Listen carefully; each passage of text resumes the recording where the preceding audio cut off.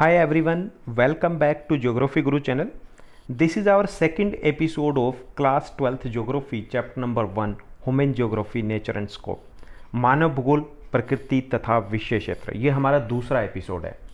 थोड़ा सा हम रिकॉल कर लेते हैं पिछले वीडियो में हमने क्या पढ़ा, क्या समझा था। पिछले वीडियो में हमने बात की थी भूगोल क्या है, भूगोल का शाब्दिक अर्थ क्या है, और हमने कुछ परिभाषाएं उनकी बात की थी। हमने जाना था भूगोल के पिता किसे कहा जाता है, मानव भूगोल के पिता किसे कहा जाता है, और अंत में हमने भूगोल की प्रमुख शाखाएं यानी भौतिक भूगोल, मानव भूगोल और उनके उपविषय के बारे में डिस्कस किया था।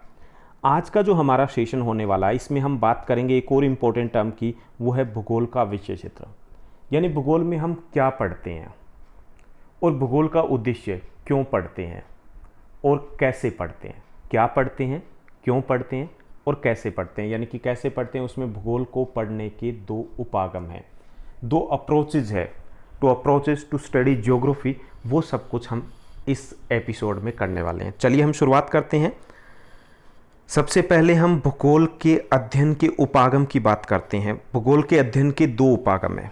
उपागम का अर्थ है यहाँ पे मेथड, तरीके, यानी कि तरीके कह सकते हैं, मेथड कह सकते हैं, और इसे हम भौगोलिक भाषा में उपागम कहेंगे, अप्रोचेस ऑफ ज्योग्राफी। सबसे पहली जो अप्रोच है वो क्रमबद्ध भूगोल। क्रमबद्ध भूगोल है एक अप्रोच, ये है यानी कि एक तरीका भूगोल के पढ़ने का ये है। दूसरा है प्रादेशिक जो भूगोल है, यानी दूसरा अप्रोच वो है। तो क्रमबद्ध भूगोल या सिस्टमेटिक ज्योग्राफी है। इसमें क्या किया जाता है, इसमें भूगोल के किसी प्रदेश के एक विशिष्ट भौगोलिक तत्व का अध्ययन होता है। यानी इसमें किसी एक विषय को, किसी एक टॉपिक को चुना जाता है और उसके बारे में हम अध्ययन करते हैं, डिटेल से अध्ययन करते हैं। मान लीजिए हमने चुनाव कर लिया कोयले का, फिर हम कोयले के बारे में अध्ययन करेंगे। हम अध्ययन करेंगे कोयला कैसे बना, कोयले के उपयोग क्या है, कोयले कितने टाइप का होता है, कोयले के गुण क्या होते हैं, कोयले का वितरण क्या है। हम सिर्फ कोयले पे बने रहेंगे और उसका विस्तृत क्षेत्र में अगर हमने कोई एक प्राकृतिक प्रदेश चुना है, जैसे उत्तरी भारत का विशाल मैदान या फिर पठारीय भाग, तो उसके बारे में अध्ययन करेंगे, यानी कि वहीं तक सीमित रहेगा कोयले का। या फिर हम पूरे विश्व के बारे में, विश्व में उसके वितरण की बात करेंगे। यानी जो क्रमबद्ध भूगोल है उसमें हम एक प्राकृतिक तत्व वो चुनते हैं और उसके बारे में अध्ययन करते हैं। क्योंकि इसमें हम एक टॉपिक चुनते हैं तो इसको हम टॉपिकल ज्योग्राफी भी कह सकते हैं। यानी क्रमबद्ध भूगोल है वो अध्ययन एकाकी रूप में होता है, एक विषय के तौर पर ही सीमित रहता है। इसका अध्ययन है वो राजनीतिक इकाइयों के ऊपर होता है, राजनीतिक सीमाओं के ऊपर होता है। जैसे हमारे देश में हमने कोयले का अध्ययन किया, अपने 10th क्लास में पढ़ा था, तो वहाँ पे खनिज तथा ऊर्जा संसाधन जो 5th चैप्टर था आपका भूगोल का, तो उसमें कोयला, लोहा या प्राकृतिक गैस या अपने खनिज तेल, इनका अध्ययन किया। लेकिन कहाँ पाया जाता है, कहाँ कितना उपयोग है, वो सब कुछ हमने अध्ययन किया भारत के परिप्रेक्ष्य में। यानी यहाँ राजनीतिक इकाइयाँ होती है, तत्व लेंगे, टॉपिक लेंगे। अगर हमने एशिया चुन लिया तो हम एशिया में अध्ययन करेंगे, अगर हमने यूरोप चुन लिया तो हम यूरोप के विषय में उस टॉपिक का अध्ययन करेंगे। क्रमबद्ध भूगोल है वो खोज और तथ्यों को प्रस्तुत करता है, क्योंकि इसमें एक विषय लिया जाता है तो उसमें काफ़ी गंभीरता से, काफ़ी गहराई से, काफ़ी डिटेल से अध्ययन किया जाता है। इसको टॉपिकल ज्योग्राफी भी कहा जाता है, क्योंकि इसमें एक टॉपिक चुना जाता है और उसके बाद उसका अध्ययन होता है। दूसरी जो शाखा कह सकते, दूसरा जो उपागम है भूगोल के अध्ययन का अप्रोच है वो है प्रादेशिक भूगोल, रीजनल ज्योग्राफी। प्रादेशिक भूगोल में किसी प्रदेश के भौगोलिक तत्वों का अध्ययन किया जाता है। अब प्रदेश कैसा होगा, वो प्राकृतिक होगा, यानी कि प्राकृतिक प्रदेश है उसको लिया जाता है। जैसे आपने 9th क्लास में पढ़ा था, 2nd चैप्टर में हमने भारत को कई भागों में बांटा, हिमालयी प्रदेश, उत्तरी भारत का विशाल मैदान, थार का मरुस्थल, पठारीय भाग, तटीय मैदान, द्वीप समूह, और फिर उनके बारे में हमने डिटेल में अध्ययन किया। ऐसा ही इसमें किया जाता है। प्रादेशिक भूगोल में किसी प्रदेश है उसके भौगोलिक तत्वों का अध्ययन किया जाता है। मान लीजिए हमने हिमालयन प्रदेश ले लिया, तो सबसे पहले हम बात करेंगे उसमें सभी भौगोलिक तत्व हमें लेने हैं। ये कहाँ है, उसकी लोकेशन क्या है, वहाँ की जलवायु, वहाँ की मिट्टी, वहाँ की अन्य जो प्राकृतिक दशाएं हैं, उन सब के बारे में हम अध्ययन करेंगे, क्योंकि ये प्रादेशिक भूगोल है। तो इसमें हम प्रदेश लेते हैं और वो प्राकृतिक प्रदेश इसका आधार होता है। इसमें प्रादेशिक भूगोल का अध्ययन है वो समग्र के रूप में होता है, यानी इसमें एक विषय नहीं होता बल्कि वो पूरा प्रदेश है उसका अध्ययन करना होता है। और भूगोल का अध्ययन है वो भौगोलिक इकाइयों पर, प्राकृतिक इकाइयों पर आधारित होता है, न कि राजनीतिक इकाइयों पे ऊपर। ऐसा नहीं है कि हम अगर अध्ययन करें तो भारत का अध्ययन करें या फिर हम पाकिस्तान या फिर चाइना ऐसे डिवाइड करेंगे। हम क्रमबद्ध भूगोल में ऐसे ज़रूर एशिया या इंडिया या साउथ एशिया ऐसे अध्ययन कर सकते हैं, लेकिन यहाँ पर प्राकृतिक इकाइयाँ होती है वो अध्ययन का आधार होती है। प्रादेशिक अध्ययन है वो किसी भी क्षेत्र के भौतिक वातावरण व मानव के बीच संबंधों को प्रकट करता है। हालांकि ऐसा ही कुछ उसमें होता है, लेकिन उसमें हम क्योंकि एक एलिमेंट या एक तत्व या एक टॉपिक तक सीमित रहते हैं। तो ये थे भूगोल के अध्ययन की दो उपागम या दो अप्रोच या दो मेथड कौन कौन से हैं, क्रमबद्ध भूगोल और प्रादेशिक भूगोल। क्रमबद्ध भूगोल में एक विषय को चुनते हैं, उसके बारे में अध्ययन करते हैं, और प्रादेशिक भूगोल में एक प्राकृतिक प्रदेश है उसका चुनाव किया जाता है और विस्तार से उसके बारे में अध्ययन किया जाता है। अब हम आगे जानने की कोशिश करेंगे कि मानव भूगोल है उसकी प्रकृति कैसी है, यानी कि प्रकृति का यहाँ पे अर्थ है कि इसमें हम क्या पढ़ने वाले हैं, उसका विषय क्षेत्र कैसा है। मानव भूगोल की प्रकृति काफ़ी ज़्यादा विस्तृत है और काफ़ी ज़्यादा जटिल है। जीन ब्रूस जो भूगोलवेता हुए हैं उनके अनुसार जिस प्रकार अर्थशास्त्र का संबंध कीमतों से है, अर्थशास्त्र में आर्थिक कार्यों का, आर्थिक गतिविधियों का अध्ययन किया जाता है, भूगर्भ शास्त्र का संबंध चट्टानों से है, वनस्पति शास्त्र का संबंध पौधों से है, उसी प्रकार से भूगोल का जो केंद्र बिंदु है उसमें कहाँ क्यों जैसे प्रश्नों का अध्ययन किया जाता है। यानी इसमें पृथ्वी का अध्ययन किया जाएगा और किसके साथ, कहाँ क्यों जैसे प्रश्नों के साथ। मानव भूगोल मानव को केंद्रीय स्थिति मान के, यानी कि केंद्रीय बिंदु मान करके अध्ययन करता है। यानी मानव भूगोल की अगर हम सिर्फ बात करें कि मानव भूगोल की प्रकृति क्या है, तो मानव भूगोल के केंद्र में मानव होता है। इसके केंद्र में मानव और पर्यावरण के बीच में संबंध कैसे है उनका अध्ययन किया जाता है। फ्रेडरिक रेटजेल, जिन्हें मानव भूगोल का पिता कहा जाता है, उनके अनुसार कि उन्होंने मानव समाज और पृथ्वी के धरातल के संबंधों के संश्लेषणात्मक अध्ययन पर जोर दिया है। कि मानव भूगोल क्या है कि ये मानव समाज और पृथ्वी के धरातल के बीच के जो संबंध है उनका अध्ययन किया जाता है मानव भूगोल में।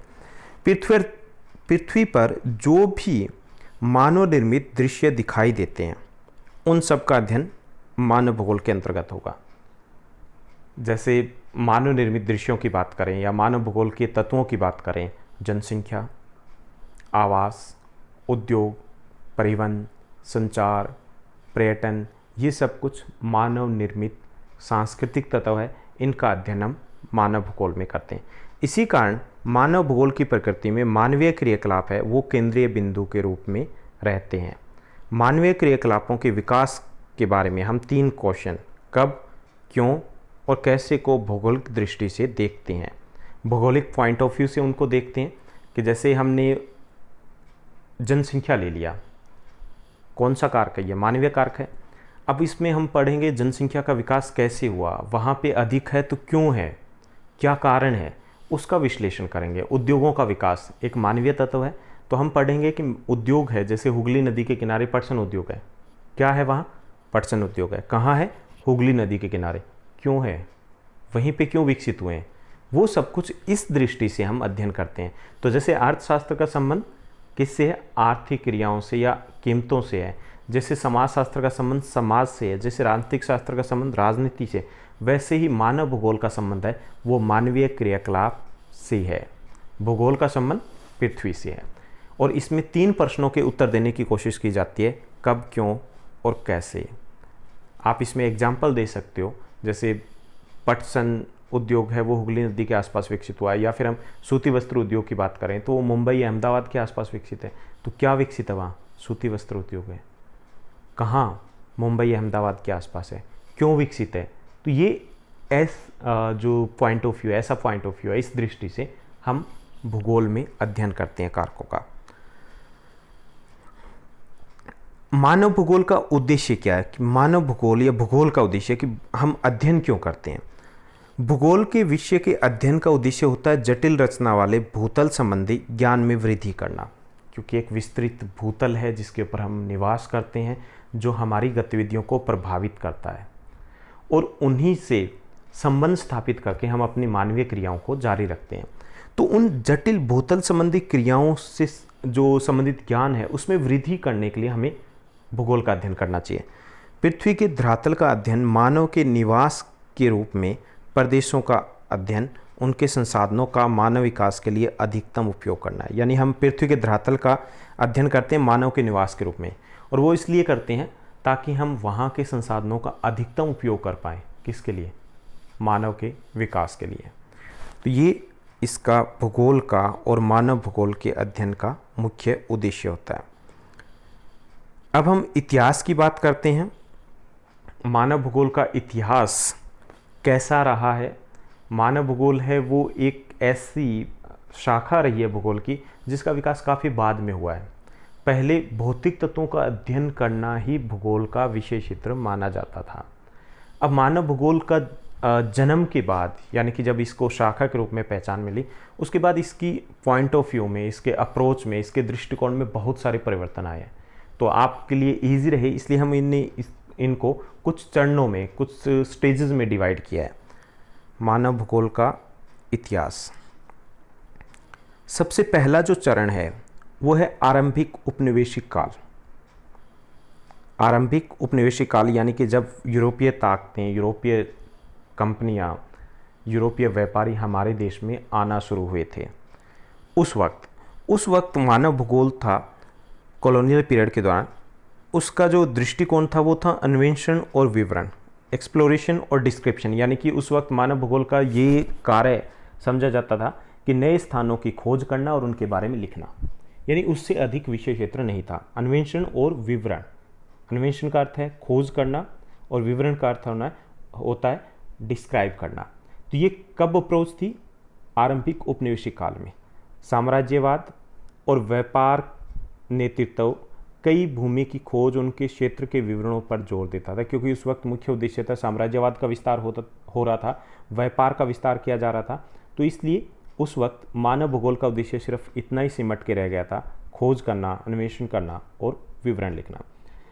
उसके बाद उत्तर उपनिवेशिक काल, यानी बाद का जो उपनिवेशिक काल है, उसमें हम इसको 1700 से 1850 तक ले सकते हैं। पोस्ट कॉलोनियल पीरियड है, उसमें क्षेत्रीय विश्लेषण, थोड़ा सा इसके अप्रोच में बदलाव आया। अब जो क्षेत्र था उसका विश्लेषण करना, वहाँ के सभी तत्वों के बारे में जो एनालिसिस करना, वो इसकी अप्रोच में शामिल हो गया था। दूसरे चरण में उत्तर उपनिवेशिक काल में क्षेत्रीय विश्लेषण इसका विषय क्षेत्र बन गया था, यानी प्रदेशों का वर्णन किया गया ताकि पूरी पृथ्वी को जान सके, यानी यहाँ पर ये ज्ञानोमुखी हो गया था। उसके बाद जो तीसरा चरण था वो था दो विश्व युद्धों के बीच में, जो 1930 का दशक था। उस वक्त फिर एक बार मानव भूगोल है उसके अध्ययन क्षेत्र में बदलाव आया। अब क्षेत्रीय विभेदन इसकी अप्रोच बन गई, यानी कि दो क्षेत्रों में अंतर करना। शुरुआत में क्या था, दोबारा से आप सिस्टमेटिक तरीके से थोड़ा समझिए कि पहले था खोज करना और वर्णन करना, उसके बाद था विश्लेषण करना, थोड़ा और गहराई पे चले गए। अब था दो अलग अलग क्षेत्रों में अंतर विभेदन करना, एक क्षेत्र की विशेषता के कारणों का पता लगाना, यानी दोनों में अंतर स्पष्ट करना और पता लगाना कि दूसरा क्षेत्र, अगर प्रदेश अलग है तो क्यों है। 1950 और 60 के दशक में स्थानिक संगठन के तौर पर विकसित हुआ मानव भूगोल। इसमें अब प्रौद्योगिकी, टेक्नोलॉजी का उपयोग, तकनीक का उपयोग शुरू हो गया था। कंप्यूटर, सांख्यिकी, मानचित्रण यानी कि डेटा वो शामिल हो चुका था, और अब भूगोल और ज़्यादा अधिक तार्किक और विज्ञान की तरफ अग्रसर हो गया था। 1970 का दशक मानववादी और व्यवहारवादी विचारधारा है, उसकी शुरुआत हुई 1970 के दशक में। मानववादी और व्यवहारवादी भूगोल को मानव सरोकार, मानव समाज और उसके हित से जोड़ा गया। पहले ये था कि भूगोल का मानव से इतना संबंध नहीं है, सिर्फ मानवीय तत्व है उनका वर्णन करना है। लेकिन अब अध्ययन का एक नया माध्यम शुरू हुआ कि नहीं, मानव सरोकार, मानव समाज है, उसके प्रति भी कुछ जिम्मेवारी बनती है भूगोलवेताओं की, भूगोल की। अब मानव समस्याएं, और उनके समाधान, उनकी बात होने लगी। जहाँ जनसंख्या की बात हो रही थी तो वहाँ पे गरीबी की बात होने लगी, बेरोजगारी की बात होने लगी। उनका समाधान क्या हो उसका भी विश्लेषण भूगोल में होने लगा। अब मानवतावादी और व्यवहारवादी विचारधारा है उसकी शुरुआत हुई थी। छठी जो चरण या स्टेज है, सिक्स्थ जो, उस स्टेज में, सिक्स स्टेज में जैसे इनकी अप्रोच में एक और बदलाव आता है 1990 के दशक में, उत्तर आधुनिकतावाद, पोस्ट मॉडर्निज्म अप्रोच। भूगोल को समझने के लिए सार्वभौमिक नियम बनने शुरू हो गए और सभी विचारधाराओं में संतुष्ट स्थापित करने का प्रयास किया गया। यानी उत्तर आधुनिकतावाद या पोस्ट मॉडर्निज्म जो अप्रोच है ये एक नया बदलाव लेके आया। इन्होंने ये कहा कि जो सभी, चाहे वो क्षेत्रीय विश्लेषण है, चाहे वो क्षेत्रीय वर्णन है, चाहे वो मानवतावादी व्यवहार है, ये सभी अलग अलग अप्रोच या शाखाएं हैं भूगोल के अध्ययन की। उन सभी में संतुलन स्थापित करने की कोशिश की गई, क्योंकि भूगोल का विषय क्षेत्र है वो बहुत विस्तारित है। इसको हम किसी एक अप्रोच से नहीं बांध सकते। इसको हम ना तो मानवतावादी या व्यवहारवादी से बांध सकते हैं, ना सिर्फ तकनीक या फिर आंकड़ों पर निर्भर कर सकते हैं, ना इसको क्षेत्रीय विश्लेषण या प्रादेशिक विभेदन तक सीमित कर सकते हैं। तो ये छठा चरण था।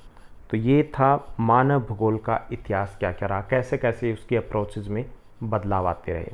उम्मीद करता हूँ आपको अच्छे से समझ में आया होगा।